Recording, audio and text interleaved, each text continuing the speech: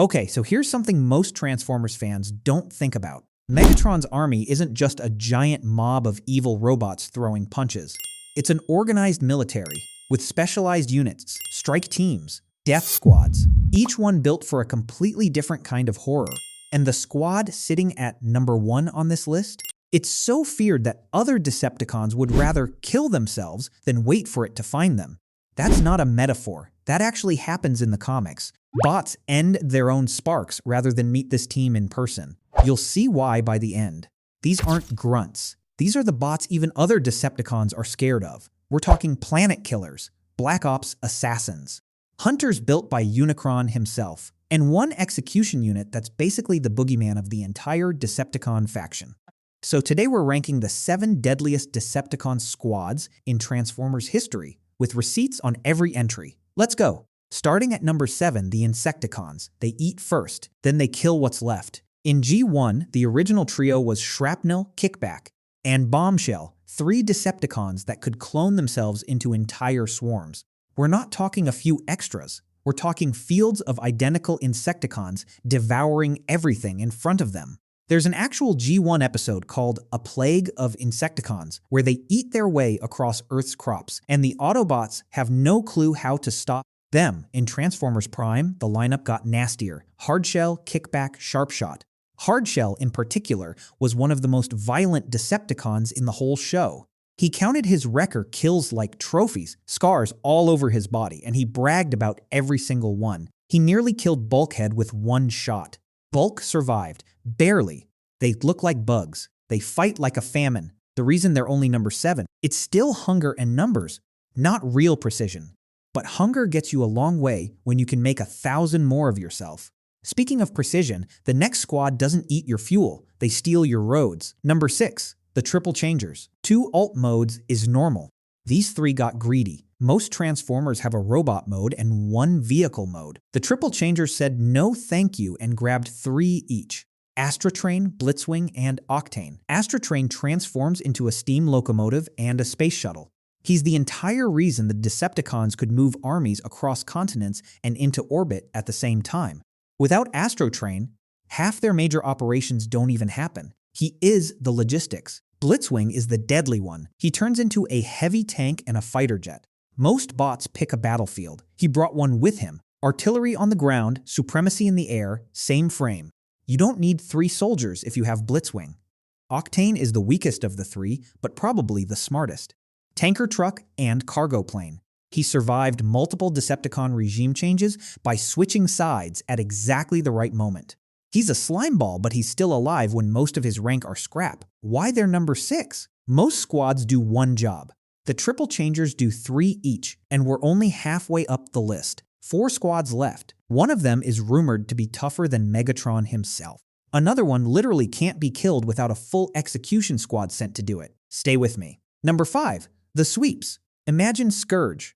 Now imagine 10 of him. Quick origin. In Transformers, the movie from 1986, Unicron grabs a bunch of nameless Decepticons that got thrown off Astrotrain into space, and he reformats them into new soldiers for his servant Galvatron. One of them becomes Scourge. The rest become the Sweeps, identical drone-like copies of Scourge, basically his personal hunter-killer squad. These aren't generic grunts. The Sweeps are the unit that dismembered Ultra Magnus on the planet of Junk and stole the Matrix of Leadership. Magnus, the bot who carried the Autobot future in his chest, got ripped apart by these guys. That's a top 5 Decepticon feat in any continuity. Here's the dark part, though. In the Season 3 episode, The Dweller in the Depths, Galvatron literally throws the Sweeps into a monster's path so he can escape. His own elite unit. He didn't even hesitate. He fed them to the Dweller like they were extra ammo. Scourge picked the targets. The Sweeps did the dismembering. These were the deadliest soldiers Galvatron had, and he spent them like loose change. The Sweeps were Unicron's gift to the Decepticons. The next squad was Starscreams. Number 4, the Seekers. 3 jets, 3 personalities, the most photographed silhouette in Decepticon history. Starscream, Skywarp, and Thundercracker. Same body type, same color-swapped paint job, completely different threats. Starscream is the one everyone knows, the Decepticon Air Commander. The screaming voice. The guy who tried to assassinate Megatron more times than I can count and then bowed to him the next morning. He'd betray Megatron at lunch and lead the charge by dinner. But here's the thing, he's also genuinely one of the most lethal flyers Megatron ever had. He didn't survive 7 Decepticon eras by being weak. Skywarp might actually be the deadliest of the 3 on a pure combat level. He teleports. Mid-air, mid-firefight, anywhere on the battlefield. By the time you saw him, he was already gone. Most Autobots that died to Skywarp never saw the shot coming. Thundercracker rounds out the trio. Supersonic flight. Sonic boom attacks that can shatter buildings. But the interesting part, he doubted the war. He thought the Decepticons were wrong more than once. He still fought for them anyway. Conscience didn't stop the trigger finger. Why are they number 4? Because the Seekers aren't just a squad. They're a brand. Every Decepticon jet trio that came after, Coneheads, Rainmakers, every continuity is a Seekers riff. They're the template. The Seekers are the squad you've seen. The next one operated where cameras didn't. Number 3, the Mayhem Attack Squad. The Wreckers had a reputation. The Mayhem Attack Squad was built to be worse. If you've only watched the cartoons, you probably haven't heard of this squad. They're a Marvel UK Comics creation, written by Simon Furman for the Time Wars arc in 1989. And on paper, they're one of the deadliest units in any Transformers continuity. The brief was simple. The Autobots had the Wreckers, a special ops unit that handled missions too brutal for the regular army. The Decepticons needed a counter, so Megatron's forces assembled the Mayhem Attack Squad to be exactly that. Worse, faster, less mercy. The original team was led by Carnivac, with Battletrap, Catilla, and Flywheels on the roster. Their mission during Time Wars was officially to take down Galvatron, but their actual standing orders included killing any Wreckers left alive on completion. They were sent in to clean up the cleanup crew. After Time Wars, Carnivac and Catilla deserted. Bludgeon rebuilt the Mayhem Attack Squad, specifically to hunt down and kill their former leader. They got Catilla. They didn't get Carnivac.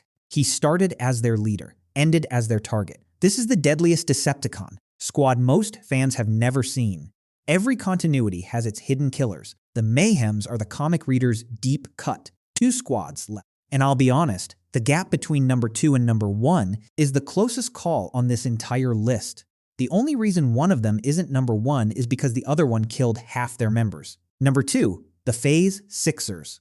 3 names, each one a one-bot apocalypse. This is IDW continuity. Megatron had a small group of upgraded elite soldiers called the Warriors Elite. When his infiltration plan reached its 6th and final phase, the part where Decepticons strip dying planets for resources, he picked 3 of them to be the Doomsday Squad, the Phase Sixers. Sixshot was first, a 6-changing ninja. Tank, jet, gun, hovercar, wolf creature, robot. In his debut, he took out the entire Aerial Bots team in one attack before they could even form Superion. 5 up, 5 down. Like shooting cyberducks in a barrel. Black Shadow was next. They infused his skeleton with ununtrium, making him almost indestructible. 3 Wreckers killed in one fight. Dismembered Wrecker leader Hyperion. Massacred 3,000 Autobots of the 113th Battalion in a single engagement. Personally beat Optimus Prime and Ultra Magnus at the same time. And then there was Overlord. This is the part most people miss. Megatron offered Overlord the upgrade. Overlord turned it down. Not because he was scared. Because he didn't want to be a weapon Megatron could aim. Become this powerful, and you stop being a soldier. You become a tool. So he deserted instead. He chose to be a free monster instead of a leashed one. The Phase Sixers weren't just feared by enemies. They were feared by themselves. As for Black Shadow, he eventually betrayed the Decepticons for 500 million Shannocks. The Decepticon Justice Division caught him, tortured him, executed him, and what killed Black Shadow is what's sitting at number 1. And number 1, the Decepticon Justice Division, the DJD. Most Decepticons don't fear the Autobots, they fear this list. The DJD was created by writer James Roberts for the IDW series More Than Meets the Eye. From the moment they showed up, they became the most feared squad in Transformers comics canon. Their job is simple. Megatron keeps a list. Any Decepticon who deserts, betrays the cause, or shows ideological doubt goes on it. The DJD hunts them down, tortures them, kills them, and makes sure the rest of the army hears about it. The roster, Tarn leads. Then Helix, Kaon, Tesseract, and Vos. Plus Nickel, their medic. Plus a thing called the Pet, a turbofox-shaped spark eater they use to chew victim sparks while the torture is happening. The names of the core 5, Tarn, Helix, Kaon, Tessaurus, Voss, are the first 5 Cybertronian cities to fall to the Decepticons. When a member dies, another bot inherits the name. The list outlives them. The squad never really dies. Their ship is called the Peaceful Tyranny. Even the name is a joke they're playing on you. Here's where it gets dark. Most members of the DJD don't carry weapons. They are weapons. Tessaurus has a giant grinder built into his torso. He throws victims inside. Helix has industrial smelters in his arms.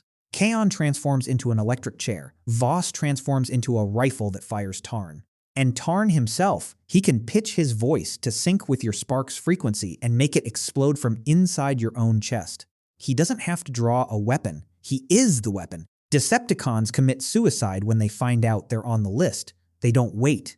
They end it themselves rather than meet the DJD. And the feat that locks them in at number 1. As a group, the DJD can take down Phase 6ers. They killed Black Shadow. They were created by Megatron. They scared him too. Quick step back before we close out. The Decepticons aren't just a mob, they're an army with specializations. Hunters, doomsday weapons, Black Ops assassins, executioners.